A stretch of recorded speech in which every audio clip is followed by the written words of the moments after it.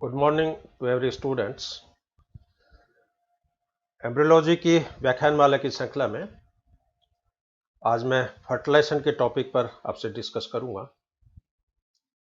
Department of geology की तरफ से, लोया कॉलेज तुरू की तरफ से सभी विद्यार्थियों का, इस चैनल को देखने वाले सभी मेंबर्स का मैं हार्दिक अभिनंदन करता हूं, हार्दिक स्वागत करता हूं।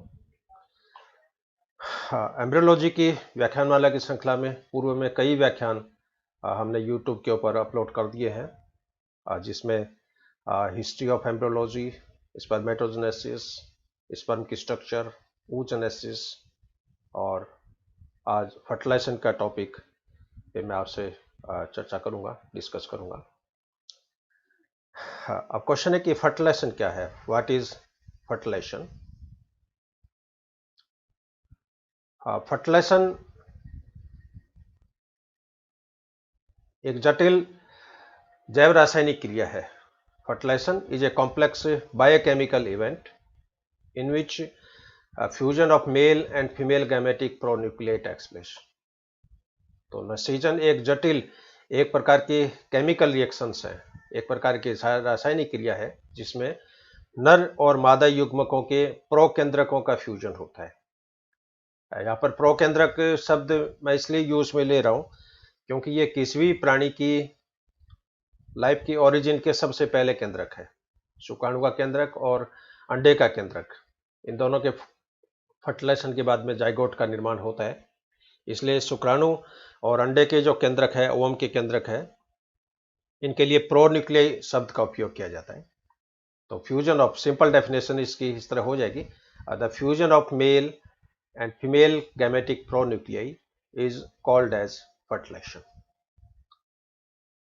जेम्स ग्रे के अनुसार फर्टिलाइजेशन के ड्वेल फंक्शंस होते हैं। फर्टिलाइजेशन के दो फंक्शंस हैं, एक तो एक्टिवेशन और दूसरा एम्फीमिक्सिस।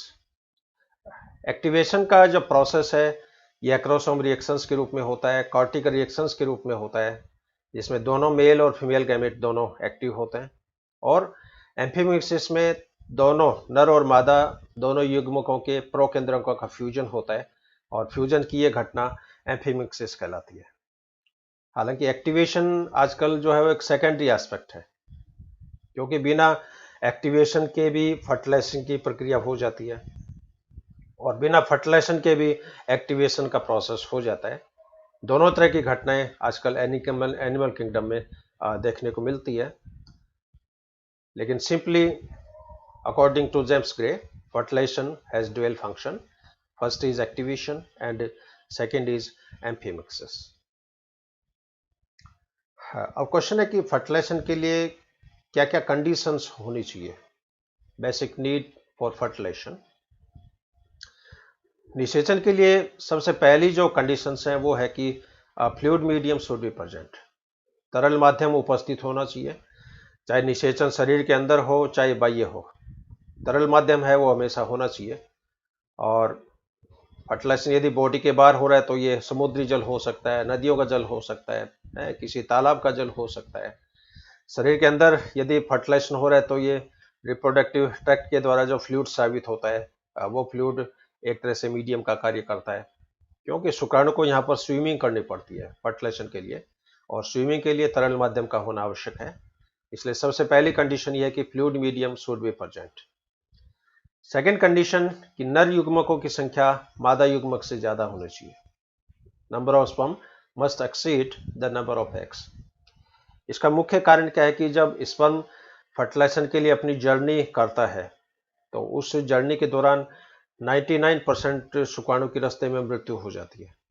मुश्किल से 1% स्पर्म अंडे तक पहुंच पाते हैं और उनमें भी एक स्पर्म है वो अंडे के अंदर प्रवेश करता है। इसलिए नर युग्मक की संख्या मादा युग्मकों से ज्यादा होनी चाहिए ताकि निषेचन की प्रायिकता बढ़े, निषेचन की संभावना बढ़े। तीसरी बेसिक कंडीशन है कि स्पर्म की लाइफ जो स्पान है, स्पर्म की जो जीवन अवधि है बहुत कम होती है, इसलिए निषेचन शीघ्रता से होना चाहिए। ऐसा नहीं हो कि फीमेल के द्वारा एगलिंग हो गई और शुक्राणु है वो 2 दिन के बाद में रिलीज हो रहे हैं।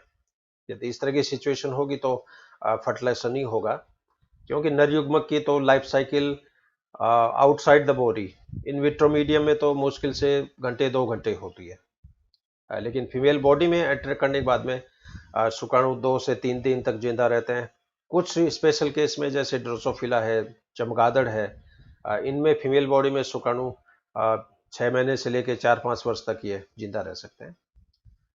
इसलिए फर्टिलाइजेशन के लिए 3 मेन बेसिक रिक्वायरमेंट्स का होना बहुत आवश्यक है। फ्लूइड मीडियम होना चाहिए, नर युग्मक की संख्या मादा युग्मक से ज़्यादा होनी चाहिए, नर युग्मक की लाइफ बहुत कम होती है, इसलिए निषेचन शीघ्रता से होना चाहिए।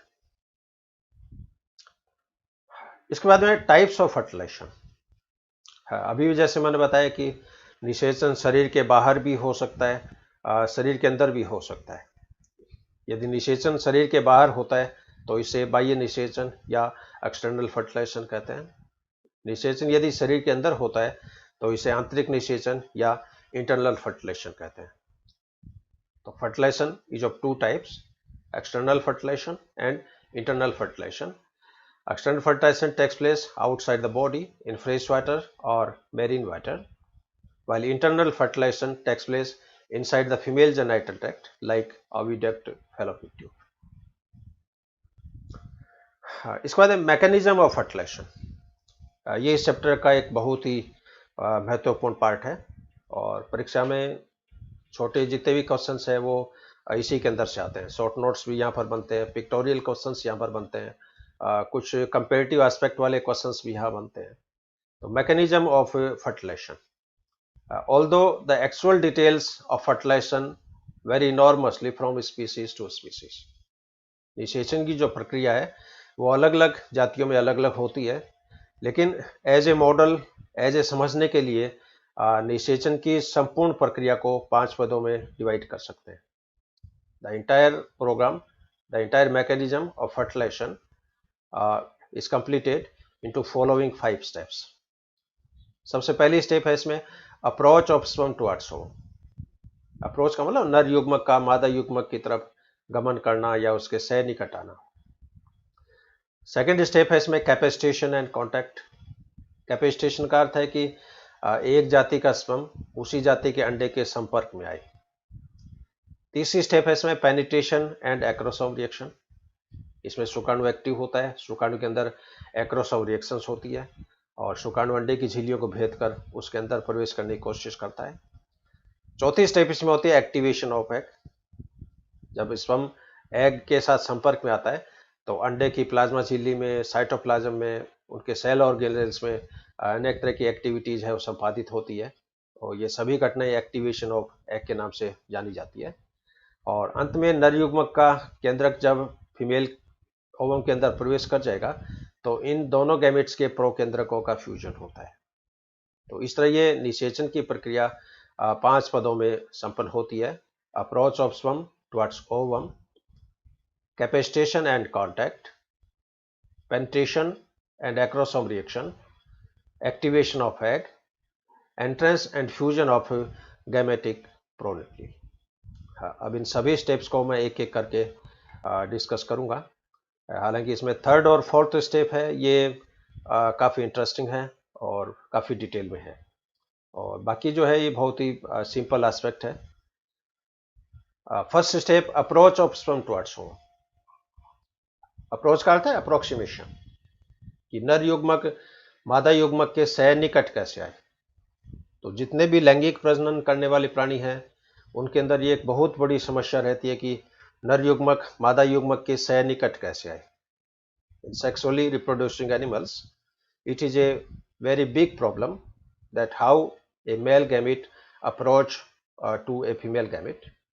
लेकिन प्रकृति में अलग अलग प्राणी में अलग अलग तरह की डिवाइसेस पाई जाती है, अलग अलग तरह की युक्तियां पाई जाती है। इनमें कुछ जो सूटेबल एग्जाम्पल है वो मैं यहाँ पर शेयर करूंगा। इसमें पहली डिवाइस हो सकती है बाई सिंक्रोनाइजेशन। सिंक्रोनाइजेशन का अर्थ है कि जब नर और मादा युग्मक एक साथ ही रिलीज हो। मान लीजिए कोई तालाब है और उस तालाब के अंदर कोई मेंढक की प्रजाति है, मान लीजिए राना टाइग्रिना या राना साइनोफ्लिक्टिस, तो जिस समय फीमेल के द्वारा अंडे दिए जा रहे हैं उसी समय नर के द्वारा भी शुक्राणु है और रिलीज हो। तो नर और मादा युग्मक जब दोनों एक ही साथ रिलीज होंगे एक ही समय में तो निषेचन की प्रायिकता जो होती है वो बढ़ जाती है। सेकेंड डिवाइस हो सकती है by depositing male gamete close to female gamete, यानी नर युग्मक को मादा युग्मक के सनिकट छोड़ा जाए, उस केस में भी निषेचन की प्रायोरिटी बढ़ जाती है। अब इसमें ये नहीं हो कि फीमेल गैमेट एक जगह है और नर युग्मक है उससे 50 मीटर दूर है, तो शुक्राणु में इतनी कैपेसिटी नहीं होती कि वो 50 मीटर तैरकर फीमेल गैमेट के पास आई। तो नर और मादा युग्मक के बीच में जो अंतराल है, डिस्टेंस का जो अंतराल है, वो बहुत कम होना चाहिए। तीसरी डिवाइस होती है by release of male gamete in astronomical number. अभी जैसे मैंने बताया कि निषेचन के दौरान 90% से ज़्यादा स्पर्म है उनकी रास्ते में डेथ हो जाती है, इसलिए नर युग्मक की संख्या मादा युग्मक की संख्या में बहुत ज़्यादा होनी चाहिए। इसीलिए नर युग्मक जो होते हैं वो लाखों की संख्या में, करोड़ों की संख्या में रिलीज होते हैं, लेकिन ओवम जो होते हैं वो इतनी संख्या में रिलीज नहीं होते हैं। चौथी डिवाइस हो सकती है कि the large egg size for secondary target. Female gamete जो होता है, ओवम होता है, उसकी आकार नर युग्मक की तुलना में बड़ा होता है, और आकार बड़ा होने से इसकी पृष्ठ सतह बढ़ जाती है, सरफेस एरिया बढ़ जाती है, और सरफेस एरिया जब ज़्यादा होती है तो ज़्यादा से ज़्यादा शुक्राणु इस ओवम के साथ संपर्क में आते हैं। तो ये कुछ 4 डिवाइसेज हैं जो अप्रोक्सीमेशन के अंदर हेल्पफुल होती है। By synchronization, by depositing male gamete near to female gamete, by release of male gamete in astronomical number and production of large egg size। लेकिन फिर भी फाइनल जो अप्रोक्सीमेशन है ये एक रैंडम है, it is a totally random process. जो कौन सा शुक्राणु कब अंडे के संपर्क में आ जाए, ये अपने हाथ में नहीं है, क्योंकि ये एनवायरनमेंट में हो रहा है। एनवायरनमेंट चाहे बॉडी के बाहर का हो, चाहे बॉडी के अंदर का हो, केवल यहाँ पर शुक्राणु की पूंछ जो होती है वो इस मोमेंट के अंदर हेल्पफुल होती है। So this is the first step of fertilization, that is approximation of gametes या approach of sperm towards ovum. अब शुक्राणु जब अंडे के निकट आ गए, सह निकट आ गए, उसके बाद में ये स्पर्म उस फीमेल गैमेट के बाहर जो आवरण है, एनवलप है, उसके साथ वो संपर्क करते हैं। तो एक ही जाति का उसी जाति के अंडाणु से संपर्क करना, यह घटना कैपेसिटेशन या योग्यतार्जन कहलाती है।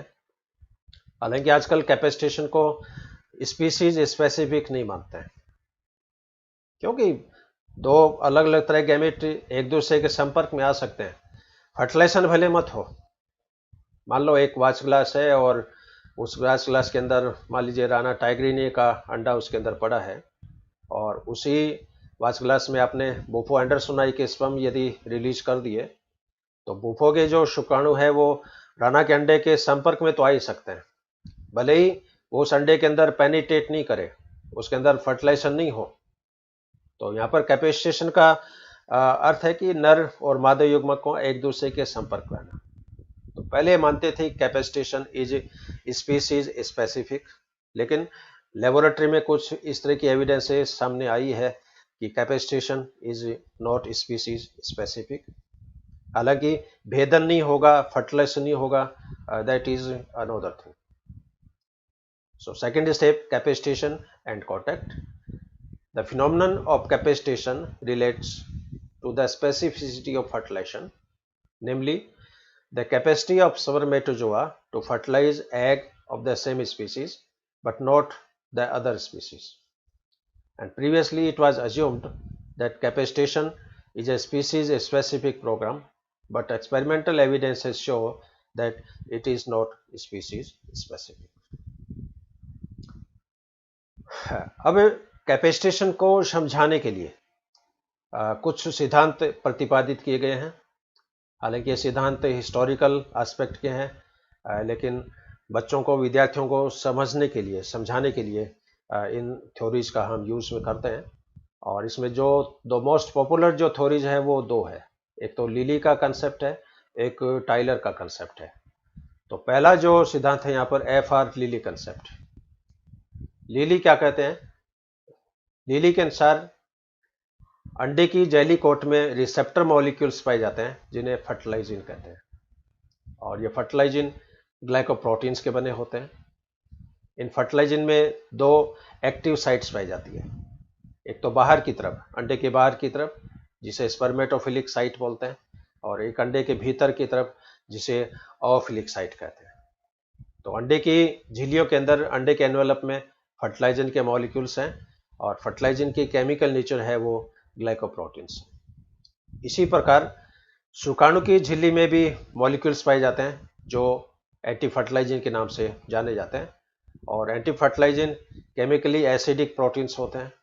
अब यहाँ पर शुक्राणु के एंटी फर्टिलाइजिन और अंडे के फर्टिलाइजिन आपस में ताला चाबी मत के अनुसार या एंटीजन एंटीबॉडीज के अनुसार एक दूसरे से अभिक्रिया करते हैं, एक दूसरे से रिएक्शंस करते हैं। इसको जैसे चित्र में जैसे मैं यहाँ एक्सप्लेन करूँगा।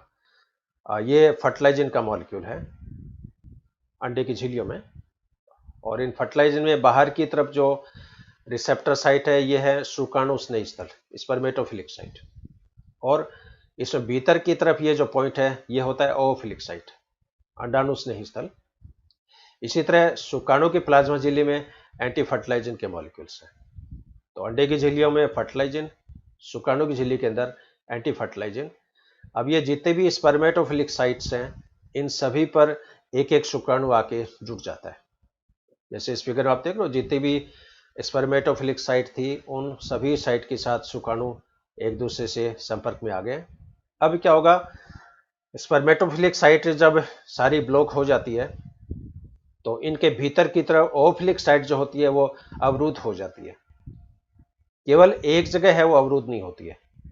जैसे इस फिगर में दिखा देख रहे हो आप, ये ओफिलिक साइट ब्लॉक हो गई, ये ब्लॉक हो गई, ये ब्लॉक हो गई, ये ब्लॉक हो गई, लेकिन ये साइट है ब्लॉक नहीं है। अब जहाँ पे ओफिलिक साइट ब्लॉक हो गई है वहां से शुक्राणु अंदर प्रवेश नहीं कर सकता है, लेकिन जो ओफिलिक साइट ब्लॉक नहीं हुई है वहां से शुक्राणु अंदर प्रवेश करने की कोशिश करता है। तो ये एफ.आर. लिली का कंसेप्ट है।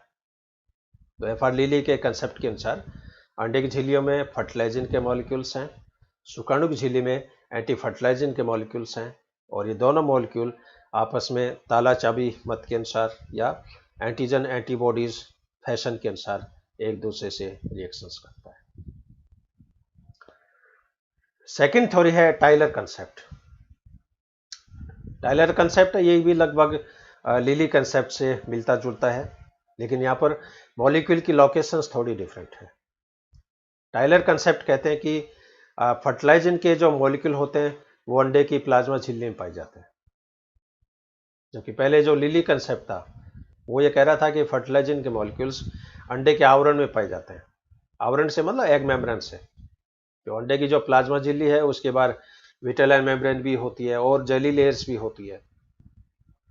तो लिली कंसेप्ट तो कहता है कि फर्टिलाइजर मॉलिक्यूल है वो अंडे की झिल्लियों में पाए जाते हैं, लेकिन टाइलर कंसेप्ट कहता है कि फर्टिलाइजर मॉलिक्यूल्स अंडे की प्लाज्मा झिल्ली में पाए जाते हैं। इसी प्रकार शुक्राणु की प्लाज्मा झिल्ली में एंटी फर्टिलाइजन के मॉलिक्यूल्स पाए जाते हैं, और ये दोनों आपस में एंटीजन एंटीबॉडीज के अनुसार आपस में क्रिया करते हैं।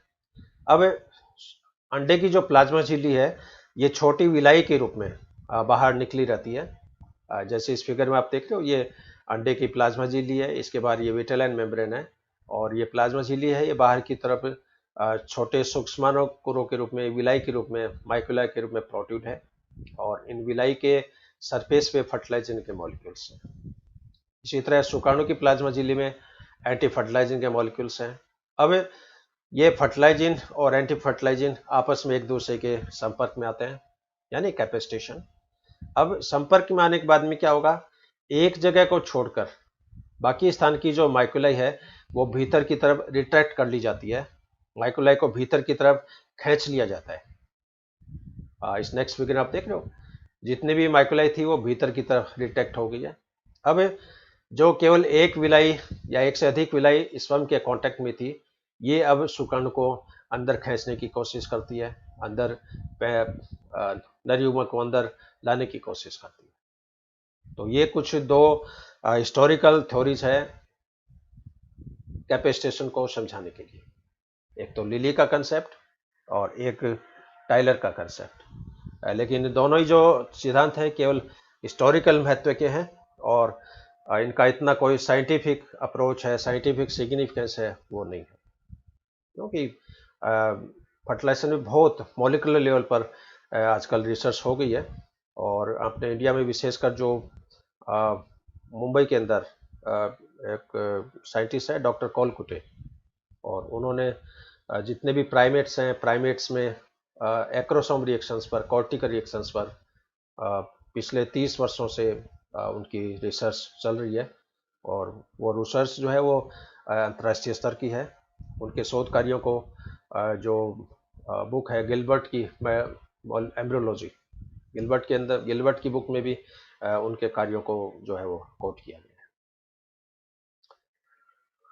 इसके बाद में निषेचन की तीसरी स्टेप है पेनिट्रेशन एंड एक्रोसोम रिएक्शंस है। अब यहाँ पर शुक्राणु जो है वो अंडे के अंदर भेदन करने की कोशिश करेगा। और जैसा कि अपन जानते हैं कि अंडे के अंदर प्लाज्मा झिल्ली के बाहर कई तरह के आवरण पाए जाते हैं। ये पहले के व्याख्यान में मैं आपको बता चुका हूँ कि अंडे में चारों तरफ 3 तरह की झिल्लियाँ डेवलप होती है, primary egg membrane, secondary egg membrane, tertiary egg membrane. Primary egg membrane जो होती है वो ओवम खुद बनाती है, या फॉलिकल सेल से बनती है, या दोनों के आपसी सहयोग से बनती है। सेकेंडरी एग मेम्ब्रेन का निर्माण फॉलिकल सेल्स करती है। टर्सरी एग मेम्ब्रेन का निर्माण फैलोपियन ट्यूब में होता है, अंडवाहिनी में होता है।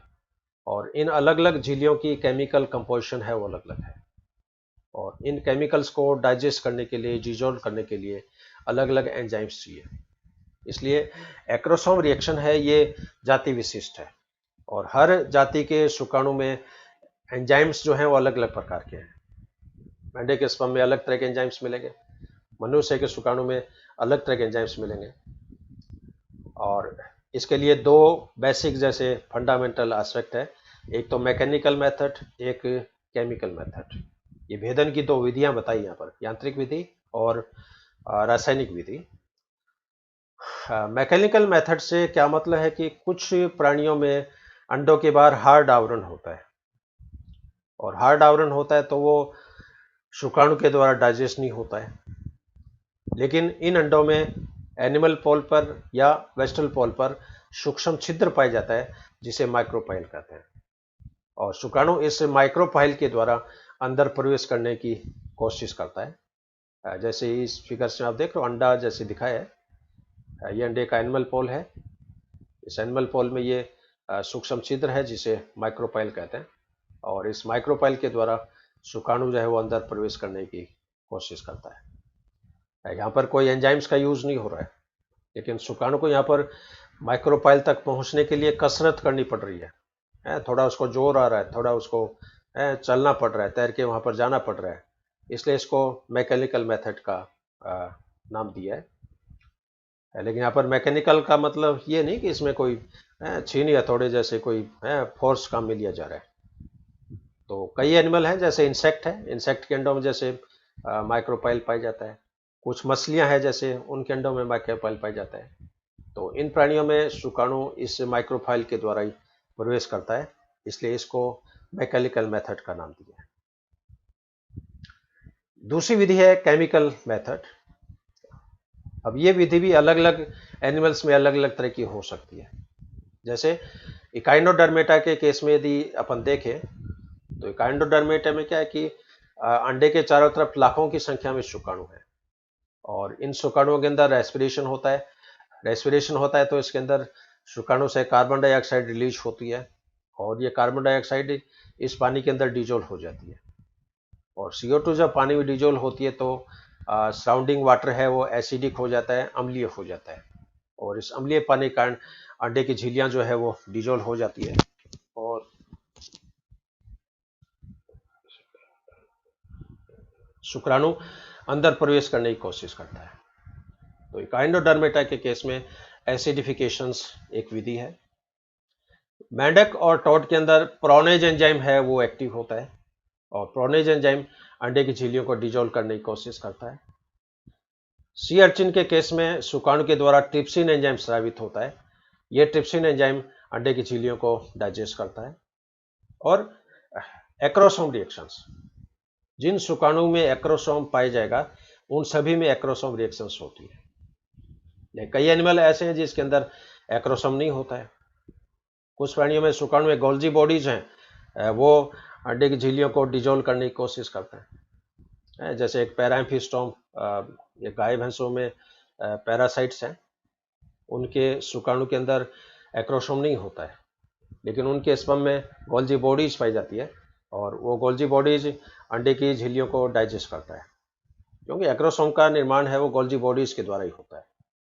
और एक्रोसोम रिएक्शंस की डिटेल रिसर्च है वो एस्टेरियास में की गई है, हाइड्रोइडिया में की गई है, और स्तनधारियों में की गई है। यहाँ पर मैं इस रिएक्शंस को एज ए मॉडल, मैमल्स के मॉडल के रूप में मैं आपको यहाँ एक्सप्लेन करने की कोशिश करूँगा। अब यहाँ पर क्या होता है, जैसे ये स्पर्म है, ये अंडे की जैसे झिल्ली दिखाई है, तो सबसे पहले क्या होगा कि कैल्शियम आयन जो होते हैं वो शुक्राणु के अंदर प्रवेश करते हैं। कैल्शियम आयन प्रवेश करते हैं, कैल्शियम आयन के अंदर क्या होगा, एक्रोसोम जो होता है वो रप्चर हो जाता है, एक्रोसोम की झिल्ली शुक्राणु की प्लाज्मा झिल्ली के साथ मिल जाती है, और एक्रोसोम में जितने भी एंजाइम्स हैं वो एंजाइम रिलीज होते हैं, और ये एंजाइम अंडे की झिल्लियों को एक एक करके डिजोल्व करते हैं। अब देख लो यहाँ पर ये एक्रोसोम रप्चर हो गया, एक्रोसोम के एंजाइम यहाँ पर ये रिलीज हो गए। अब ये एंजाइम इस अंडे की झिल्लियों को डाइजेस्ट करेंगे, और यहाँ पर क्या होता है कि एक एक्रोसोमल छड़ भी बनती है, जो शुक्राणु की एक्रोसोम और केंद्रक, इसके बीच में खाली स्थान होता है जिसे परफोरेटोरियम कहते हैं। इस परफोरेटोरियम में जी एक्टिन जो होता है वो भरा रहता है। ये जी एक्टिन कैल्शियम की प्रेजेंस में एफ एक्टिन में कन्वर्ट हो जाता है। जी का मतलब यहाँ पर ग्लोबुलर है, एफ का मतलब फाइब्रस। तो जी एक्टिन जब एफ एक्टिन में कन्वर्ट होता है तो एक नुकीली सुई के समान ये रचना बन जाती है। इस चित्र में आप देख रहे हो, ये रचना एक्रोसोमल रोड या एक्रोसोमल टेंटिकल्स के नाम से जानी जाती है, और ये रचना नुकीली होती है सुई की तरह, और ये अंडे की झिल्ली में पंक्चर करने की कोशिश करती है। इस फिगर में आप देख रहे हो एक्रोसोमल रोड इस अंडे की झिल्लियों में पेंटेट करने की ये कोशिश कर रही है। हाँ, इसके बाद में ये शुक्राणु प्लाज्मा झिल्ली जैसे पंक्चर होगी, और शुक्राणु अंडे के अंदर ये प्रवेश करने की कोशिश करता है, लेकिन शुक्राणु केवल दो ही चीजें इसमें प्रवेश करेगी। एक तो स्पर्म का न्यूक्लियस एंटर करता है, एक शुक्राणु की समीपस्थ तारकाएं जो होती है वो इसमें एंटर करती है, दूरस्थ तारकाएं बाहर रह जाते हैं, माइटोकॉन्ड्रिया सारे बाहर रह जाते हैं। इसलिए अपनी बॉडी में जितने भी माइटोकॉन्ड्रिया है वो सारे के सारे मदर के हैं, यानी मैटरनल है। फादर के माइटोकॉन्ड्रिया अपनी बॉडी में नहीं है, इसलिए मदर के माइटोकॉन्ड्रिया में जो डीएनए है वो मैटरनल कंट्रीब्यूशन है। पैटर्नल कंट्रीब्यूशन शुक्राणु का केवल इतना ही है कि वो केवल अगुणित जीनोम जो होता है, हैप्लॉइड सेट ऑफ जीनोम है, वो केवल वही प्रोवाइड करता है। और लास्ट में आप देख लो ये शुक्राणु का केंद्रक इसके अंदर प्रवेश कर गया, और ये समीपस्थ तारकाएं जो होता है ये प्रवेश करता है। अब शुक्राणु जो ही प्रवेश करता है तो अंडे के अंदर ये एक्टिवेशन स्टार्ट हो गया, अंडे के अंदर ये कॉर्टिकल रिएक्शन जो होती है वो संपादित होती है। ये अपने नेक्स्ट स्टेप में आएगी। इसी फिगर को डिटेल करके यहाँ पर दिखाया है। सबसे पहले ये स्पर्म है ये अंडे की झिल्ली के कांटेक्ट में आया, दैट इज कैपेसिटेशन। इसके बाद कैल्शियम की प्रेजेंस में एक्रोसोम रप्चर हो जाते हैं, एक्रोसोम से हाइड्रोलाइटिक एंजाइम्स जो होते हैं वो रिलीज होते हैं, और ये एंजाइम अंडे की झिल्लियों को डिजोल्व करते हैं। साथ ही परफोरेटोरियम में जी एक्टिन का एफ एक्टिन में रूपांतरण होता है, जिससे ये छड़ के समान नुकीली रचना बनती है जिसको एक्रोसोमल रोड के नाम से जाना जाता है। और अब ये शुक्राणु को पंक्चर कर देता है, और शुक्राणु का केंद्रक अंडे के अंदर प्रवेश करता है। शुक्राणु की समीपस्थ तारकाएं होती है वो अंडे के अंदर प्रवेश करती है। अब जो ही स्पर्म अंडे की प्लाज्मा झिल्ली कांटेक्ट में आता है तो अंडे की प्लाज्मा झिल्ली में भी एक्टिवेशन का प्रोसेस स्टार्ट हो जाता है। तो स्पर्म के एक्टिवेशन में तो जैसे एक्रोसोम रिएक्शन संपादित होती है, और अंडे के एक्टिवेशन के अंदर कॉर्टिकल रिएक्शन संपादित होती है, और ये दोनों ही अभिक्रियाएं बहुत इंपॉर्टेंट है एग्जाम की दृष्टि से। तो एग्जाम में अलग से भी शॉर्ट नोट्स आता है, राइट शॉर्ट नोट है acrosome reaction, right short notes on cortical reactions. और एक्रोसोम और कॉर्टिकल कणिकाएं दोनों का ही निर्माण गोल्जी बॉडीज के द्वारा होता है, ये भी आप ध्यान रखें। ये जैसे स्तनधारियों का ह्यूमन का एग्जाम्पल जैसे मैं यहाँ पर दे रहा हूँ। ह्यूमन के शुक्राणु में 3 मेन एंजाइम है, एक तो हाइलुरोनिडेज, एक सीपीई कोरोना पेनिट्रेटिंग एंजाइम, और तीसरा एंजाइम है प्रो एक्रोसिन। और ह्यूमन के अंडे में 3 लेयर होती है, सबसे बाद क्यूमुलस लेयर, इसके नीचे कॉर्ना रेडिएटा, इसके नीचे जोना पैलिसिडा, और जोना पैलिसिडा के नीचे फिर प्लाज्मा झिल्ली होती है। तो हाइल्यूरोनिडेज एंजाइम जो है ये क्यूमुलस लेयर को डाइजेस्ट करता है, डिजोल्व करता है। अब क्यूमुलस लेयर जब डाइजेस्ट हो गई तो सुकाणु कोरोना रेडिएटा के संपर्क में आ गया, तो कोरोना पेनिटेक एंजाइम कोरोना रेडिएटा को डाइजोल्व करता है। कोरोना रेडिएटा जब डाइजेस्ट होगी तो सुकाणु फिर जोना पेलिसिडा के कांटेक्ट में आ गया, लेकिन जोना पेलिसिडा है ये नॉन सेलुलर लेयर है, इसमें प्रोटीन्स के अल्टरनेट बैंड्स पाए जाते हैं ZP3 ZP2 के नाम से, zona pellucida third, zona pellucida second.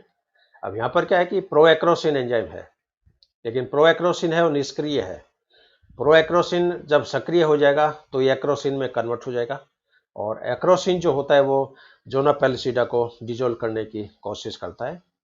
अब यहाँ पर सुकाणु जो होगा एक वही फिगर जैसे मनुष्य का जैसे दिखाया है, क्यूमुलस लेयर को जैसे डाइजेस्ट कर रहा है, सुकाणु अंदर पेंटेट करता है, लास्ट में जोना पेलिसिडा को डाइजेस्ट करता है, और फिर ये अंडे की प्लाज्मा झिल्ली के ये कांटेक्ट में आता है, और स्पर्म के जो कंटेंट है वो अंडे के अंदर प्रवेश करने की कोशिश करता है। इस फिगर में आप देख रहे हो कि स्पर्म बाइंड्स विथ ZP3, क्योंकि जोना पेलिसिडा में ZP3 ZP2 के अल्टरनेट बैंड्स हैं। इस फिगर में आप देख रहे हो जैसे नीला रंग हरा रंग, नीला रंग हरा रंग है, और बीच के अंदर ये जोना पेलिसिडा फर्स्ट है। तो यहाँ पर ZP3 ZP2 ZP3 ZP2 ये अल्टरनेट यहाँ पर प्रेजेंट है, और सुकाणु जो होता है वो सबसे पहले ZP3 के साथ बाइंड होता है। अब ये सुकाणु जंप लगा के ZP2 पे शिफ्ट होगा। सुकाणु ZP3 से जब ZP2 पर चल जाता है उस समय प्रो एक्रोसिन का रूपांतरण एक्रोसिन में हो जाता है, और ये एक्रोसिन इस जोना पेलिसिडा सेकेंड को डाइजेस्ट करती है, और जोना पेलिसिडा जब डाइजेस्ट हो जाती है तो फिर सुकाणु अंडे की प्लाज्मा झिल्ली के कांटेक्ट में आता है। अब जो ही सुकाणु अंडे की प्लाज्मा झिल्ली के कांटेक्ट में आएगा, अंडे को एक तरह का स्टिमुलस मिलता है, और अंडे के अंदर एक्टिवेशन का प्रोसेस जो होता है वो स्टार्ट हो जाता है। This acrosin digest the zona pellucida and it try to penetrate and comes in contact with egg plasma membrane। और यहाँ पर जो जोना पेलिसिडा में जो है सुकाणु जब ZP3 के संपर्क में आ रहा है तो उसको तो बोलते हैं प्राइमरी जोना रिएक्शन, और सुकाणु जब जंप लगा के ZP2 पे चला जाता है वहां पर होने वाली ये रिएक्शंस कहलाती है सेकेंडरी जोना रिएक्शंस। तो ये आप ध्यान रखें, primary zona reaction takes place at ZP3 and secondary zona reaction takes place at ZP2। इस फिगर में और जैसे डिटेल दिखाया है, ये जोना पेलिसिडा लेयर है और इसके अंदर ये ZP3 ZP2 ZP3 ZP2 ये मॉलिक्यूल्स हैं। तो सुकाणु सबसे पहले ZP3 के संपर्क में आता है, और ZP3 पे संपर्क में आने के कुछ समय पश्चात ये जंप लगाकर ZP2 पर शिफ्ट हो जाता है, और जो ही स्पर्म ZP3 से ZP2 पर शिफ्ट होता है सुकाणु में जो प्रो एक्रोसिन एंजाइम होता है वो कन्वर्ट होकर एक्रोसिस में कन्वर्ट हो जाता है, और एक्रोसिन है वो चूंकि सक्रिय है, ये अंडे की जोना पेलिसिडा को डाइजेस्ट कर देगा, डिजोल्व कर देगा, और सुकाणु यहाँ से फिर अंदर प्रवेश करने की ये कोशिश करता है। अब जो ही सुकाणु अंडे की झिल्ली के कांटेक्ट में आएगा अंडे के अंदर एक्टिवेशन का प्रोसेस स्टार्ट हो जाता है। तो फर्टिलाइजेशन की चौथी जो स्टेप है that is activation of egg, और एक्टिवेशन में सबसे पहली जो चेंजिंग है वो कलर चेंज, क्योंकि प्रारंभ में अंडे का जो कलर है वो गहरा पीला होता है, क्योंकि योग एक जगह कंसंट्रेट होता है, योग के कारण इसका कलर येलो है। लेकिन जो ही स्पर्म कांटेक्ट में आएगा योग का पूरा डिस्ट्रीब्यूशन होमोजेनस हो जाता है, एक समान हो जाता है, समांगी प्रकार का हो जाता है, और अंडे का रंग गहरे पीले से हल्का पीला हो जाता है। तो सबसे पहली चेंजिंग है वो कलर चेंज के रूप में होती है। सेकंड जो चेंजिंग है निषेचन शंकु का निर्माण। जिस स्थान पर सुकाणु संपर्क में आया है वहां पर साइटोप्लाज्म में बाहर की तरफ मोमेंट होती है, और मोमेंट होने के कारण हाइड्रोस्टैटिक प्रेशर डेवलप होता है, और सुकाणु के संपर्क स्थल पर एक तरह की शंकु रूपी रचना निर्मित हो जाती है जिसे फर्टिलाइजेशन कोन कहते हैं। इस फर्टिलाइजेशन कोन के द्वारा ही सुकाणु इसके अंदर प्रवेश करने की कोशिश करेगा। इसके बाद में क्या होगा कि अंडे की जो प्लाज्मा झिल्ली का विभवांतर है वो -70 मिलीवोल्ट से बढ़कर +10 मिलीवोल्ट हो जाता है, क्योंकि अंडे के बाहर पहले धनावेश होता है, भीतर ऋणावेश होता है, और ये विभवांतर होता है -70 मिलीवोल्ट। इसको रेस्टिंग पोटेंशियल भी कहते हैं। अब क्या होगा कि सोडियम आयन बाहर से अंडे के अंदर प्रवेश करते हैं, जो बाहर जो भी तरल माध्यम है, चाहे वो समुद्री जल हो, नदियों का जल हो, तालाब का जल हो, है या शरीर द्वारा स्रावित तरल हो, उससे सोडियम आयन जरूर मिलेंगे। सोडियम आयन जब बाहर से अंदर प्रवेश करते हैं तो अंडे की भीतरी सतह धनावेशित हो जाती है और बाहरी सतह ऋणावेशित हो जाती है, और झिल्ली का विभवांतर -70 मिलीवोल्ट से बढ़ते बढ़ते +10 वोल्ट हो जाता है।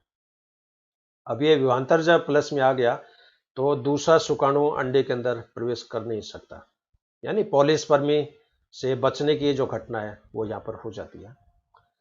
इसके बाद में कॉर्टिकल रिएक्शंस होती है।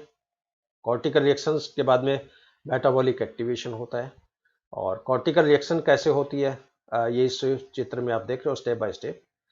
ये जैसे स्पर्म है, स्पर्म अंडे की प्लाज्मा झिल्ली के संपर्क में आया और इस झिल्ली के अंदर ये फर्टिलाइजेशन कोन का निर्माण हुआ।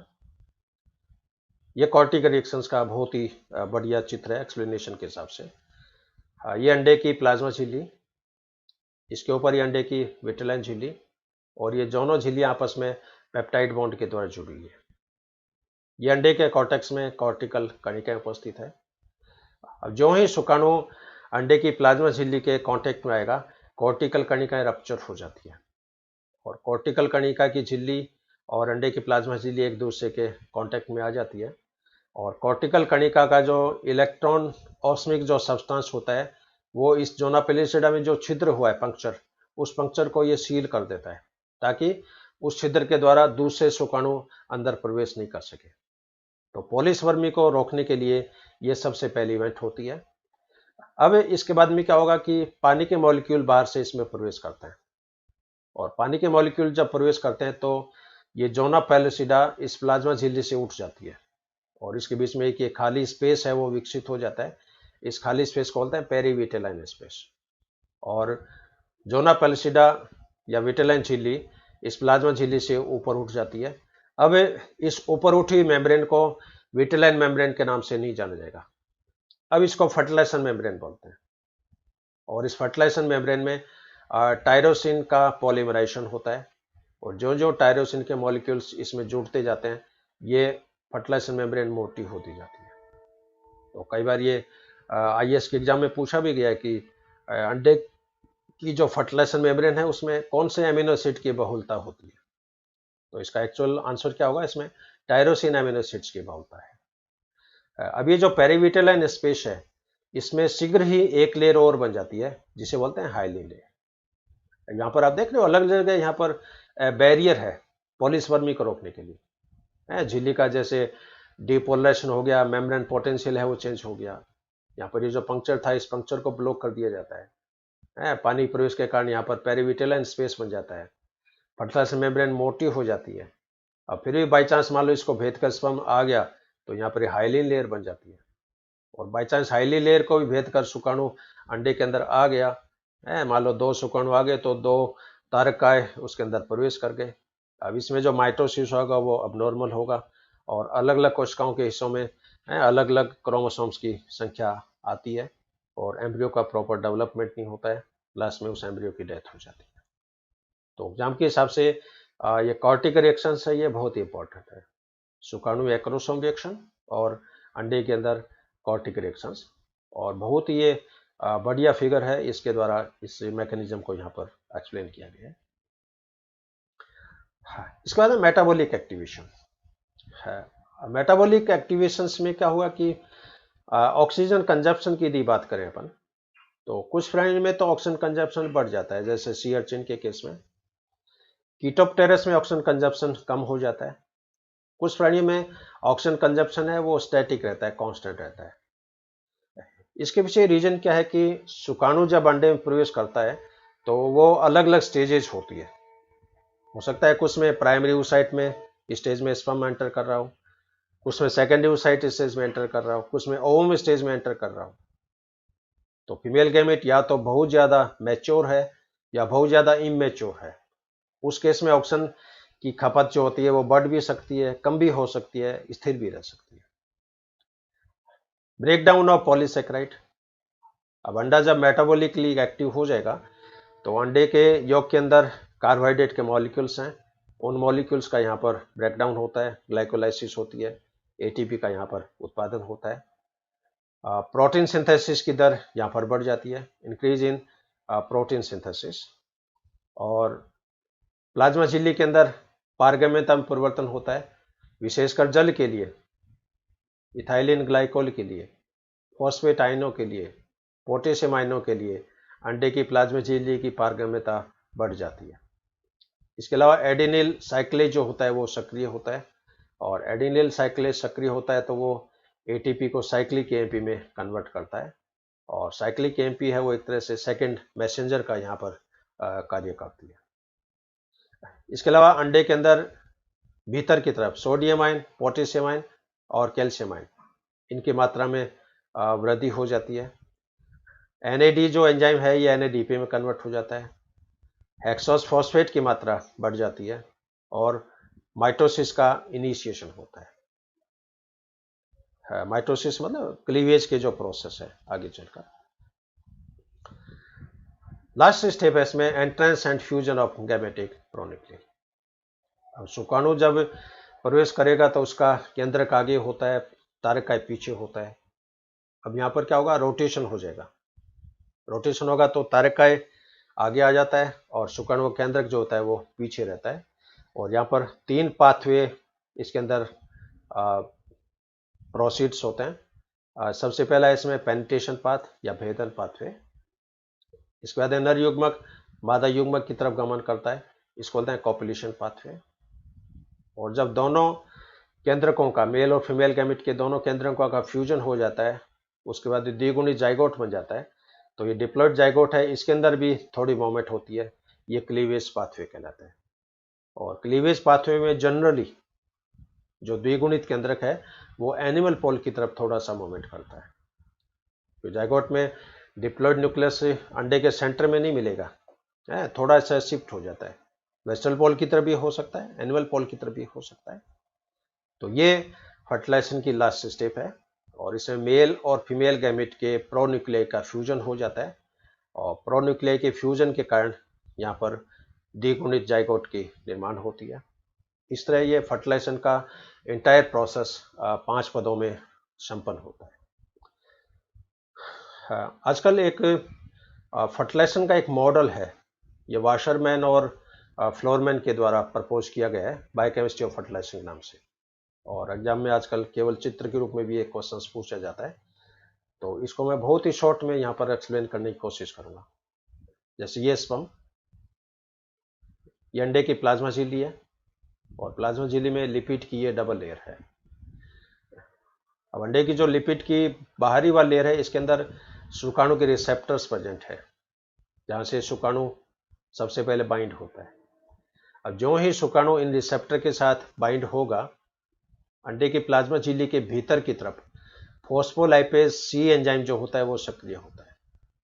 और फॉस्फोलाइपेज सी जो होता है ये फॉस्फेटिडाइल इनोसिटोल 4,5 बाइफॉस्फेट पर क्रिया करेगा, और फॉस्फेटिडाइल 4,5 बाइफॉस्फेट को ये 2 मॉलिक्यूल्स में तोड़ देता है। एक मॉलिक्यूल तो बनता है यहाँ पर IP3 इनोसिटोल ट्राइफॉस्फेट, और दूसरा मॉलिक्यूल बनता है डाइएसाइल ग्लिसरॉल। अभी जो IP3 है इनोसिटोल ट्राइफॉस्फेट, ये अंडे की अंतःपर्दय जालिका के साथ बाइंड होता है, और अंडे की अंतःपर्दय जालिका से कैल्शियम आयन रिलीज होते हैं। ये कैल्शियम आयन कॉर्टिकल रिएक्शंस के लिए उत्तरदायी होते हैं। जो अंडे में कैल्शियम का भंडार होना चाहिए, और जितनी भी रिएक्शंस होती है, चाहे वो एक्रोसियम रिएक्शन हो, चाहे कॉर्टिक रिएक्शंस हो, सबके अंदर कैल्शियम आयनों का होना आवश्यक है। अब ये डाइएसाइल ग्लिसरॉल जो होता है ये प्रोटीन काइनेज सी को एक्टिव करेगा।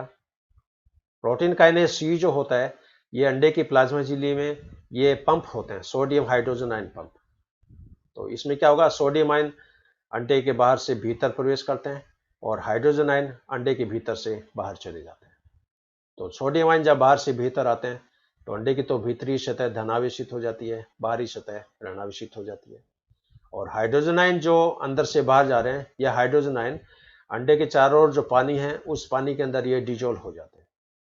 तो पानी में H आयनों की जब सांद्रता बढ़ जाती है तो पानी अम्लीय हो जाता है, पानी की pH कम हो जाती है और अंडे की तरफ तरफ जो फालतू के जो शुक्राणु एक्स्ट्रा स्पर्म जो हैं, उन एक्स्ट्रा स्पर्म्स की इनके द्वारा डेथ हो जाती है। तो ये एक बहुत ही बेस्ट मॉडल है and this model is proposed by Wassarman and Florman और एग्जाम में इसको कई बार पूछा गया है। हाँ, इसके बाद में types of polyspermy, physiological polyspermy, pathological polyspermy. अब कुछ प्राणियों के अंदर तो पॉलीस्पर्मी है वो एक नॉर्मल फिनोमिनन है और कई बार क्या होता है कि अंडा बहुत ज़्यादा इमेच्योर हो या बहुत ज़्यादा मैच्योर हो, उस केस में भी एक से अधिक शुक्राणु जो होते हैं वो अंडे के अंदर प्रवेश कर सकते हैं। पक्षियों के केस में जैसे देखें, पक्षियों के केस में जब कॉपुलेशन होता है तो अंडे के अंदर सैकड़ों की संख्या में शुक्राणु जो होते हैं वो प्रवेश करते हैं, लेकिन फर्टिलाइजेशन में केवल एक ही शुक्राणु पार्टिसिपेट करेगा और बाकी शुक्राणु का अंडे के अंदर मेटाबॉलिज्म हो जाता है। और कई बार बहुत ज़्यादा इमेच्योर अंडा हो, इमेच्योर से मतलब जैसे मान ली प्राइमरी oocyte स्टेज के अंदर शुक्राणु प्रवेश कर गया और बहुत ज़्यादा मैच्योर हो, मैच्योर हो ना, ओवम बन गया, ओवम बन गया तो उस केस में शुक्राणु प्रवेश करते हैं और उस समय अंडे की जो झिल्लियां होती है वो लगभग पारगम्य होती है और शुक्राणु बिना किसी एक्रोसोम रिएक्शंस के, बिना किसी कॉर्टिक रिएक्शंस के अंडे के अंदर आसानी से प्रवेश करता है और वह पॉलीस्पर्मी की घटना जो है वो संपादित हो जाती है। फिर भी निषेचन के दौरान कई तरह की त्रुटियां रह जाती है, errors in fertilisation.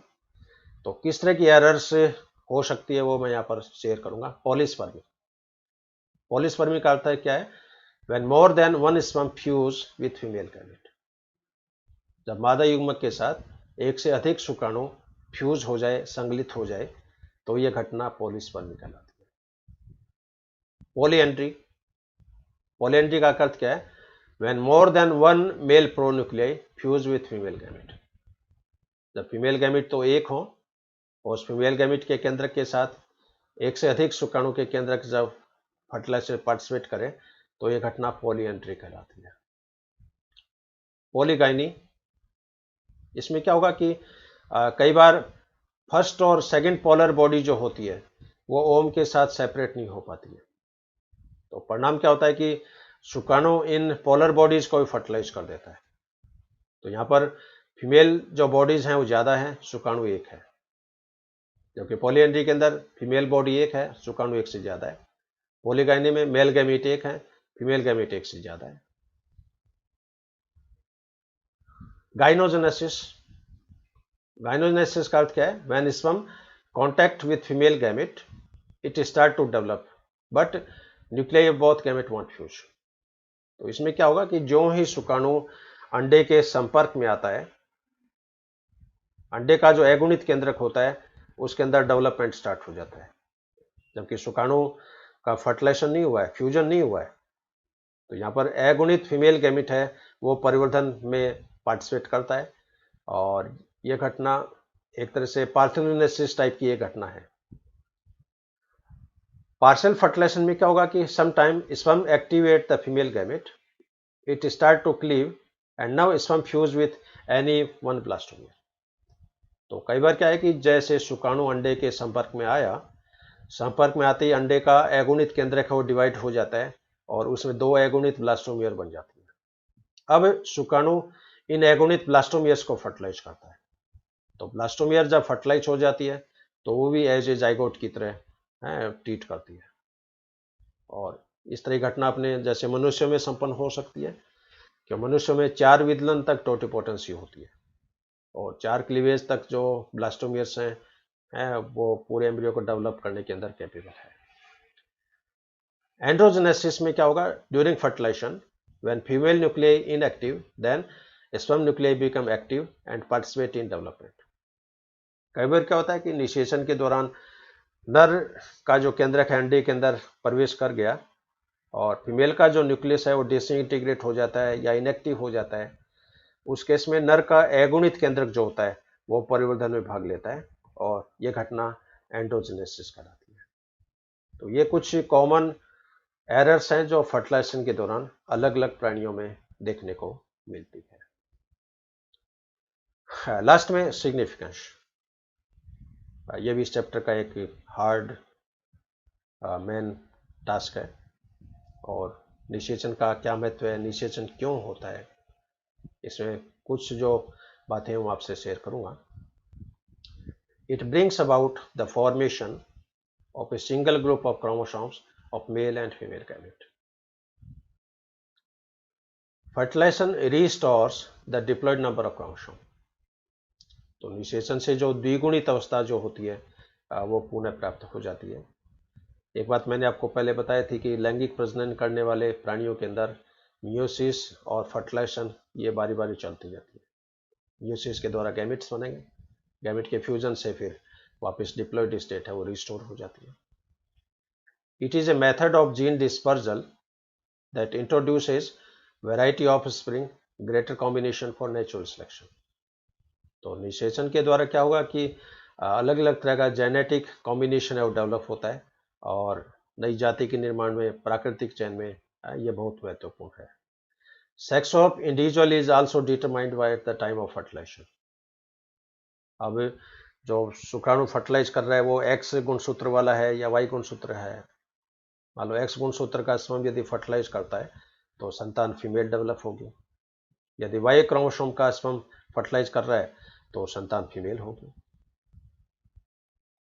It aids in adaptive radiation and is one of a series of nuclear changes that leads to the evolution of species. तो नई जाति का जो उद्विकास है, इवोल्यूशन है, उसके अंदर फर्टिलाइजेशन का एक बहुत इंपॉर्टेंट रोल है। The pentation of the egg by the sperm triggers egg activation and the subsequent event leading to development. शुक्राणु जब अंडे में प्रवेश करेगा तो अंडे के अंदर एक्टिवेशन का प्रोसेस स्टार्ट होता है जिसमें फर्टिलाइजेशन कोन बन रहा है, मेम्ब्रेन का डिपोलराइजेशन हो रहा है, कॉर्टिक रिएक्शंस हो रही है, साइटोप्लाज्म के अंदर मूवमेंट हो रही है। ये सारी घटनाएं एक्टिवेशन के अंदर ये काउंट होती है। The spermatozoon contributes the centriole that organizes the necessary machinery for a cell. अब oogenesis में क्या होता है कि आफ्टर ओवम फॉर्मेशन ओवम में खुद का तारकाय नहीं है, खुद का तारकाय नहीं है तो शुक्राणु का समीपस्थ तारकाय जो होता है वो ओवम के अंदर भी प्रवेश करता है और शुक्राणु का ही तारकाय जो होता है वो आगे क्लीवेज के लिए उत्तरदायी है। जो आगे जो माइटोटिक स्पिंडल बनेंगे वो प्रॉक्सिमल सेंट्रियोल से बनते हैं। Fertilization brings together maternal and paternal chromosome and hence the characters. तो निषेचन के द्वारा मात्रक और पैतृक गुणसूत्र एक दूसरे से इंटरमिंगलिंग होते हैं, उनकी सिनॉप्सिस होती है और उसके कारण जो संतति है वो अधिक विगर डेवलप होती है, हाइब्रिडाइजेशन संकरित गुणों युक्त होती है और नर और मादा दोनों के जो फिनोटिपिक और जीनोटिपिक कैरेक्टर्स हैं वो फर्टिलाइजेशन के द्वारा एक पीढ़ी से दूसरी पीढ़ी तक ये प्रोपिगेट होते रहते हैं। सो ये ओवरऑल फर्टिलाइजेशन का एस्पेक्ट। आपने इस टॉपिक को बहुत ध्यान से सुना, इसके लिए मैं मेरी तरफ से जूलॉजी डिपार्टमेंट की तरफ से, लोहिया कॉलेज की तरफ से आप सभी का एक बार पुनः हार्दिक धन्यवाद ज्ञापित करता हूँ। एक स्लाइड है मैं आपसे शेयर करना चाहूँगा। Every brilliant baby have a hard working mom. अब ये भी रिसर्च स्कॉलर है कोई और आप देखते हो टेबल के नीचे बैठी है और इसकी जो लड़की है ये चेयर पर बैठी है, कंप्यूटर को चला रही है। तो every brilliant baby have a hard working mom. एक बार पुनः आप सभी का धन्यवाद। आपको किसी भी तरह की कोई क्वेरी हो, कोई क्वेश्चंस हो, आप ईमेल के द्वारा संपर्क कर सकते हैं। My email ID is kcsibis@yahoo.com और ये मेरा व्हाट्सएप नंबर है 9414446610। तो आपको कोई भी क्वेरी हो, कोई भी क्वेश्चंस हो, कोई भी शंका हो, किसी भी तरह का समाधान चाहिए तो आप ईमेल के द्वारा या व्हाट्सएप नंबर के द्वारा आप संपर्क कर सकते हैं। एक बार पुनः आपका धन्यवाद। Have a good day. Have a great day.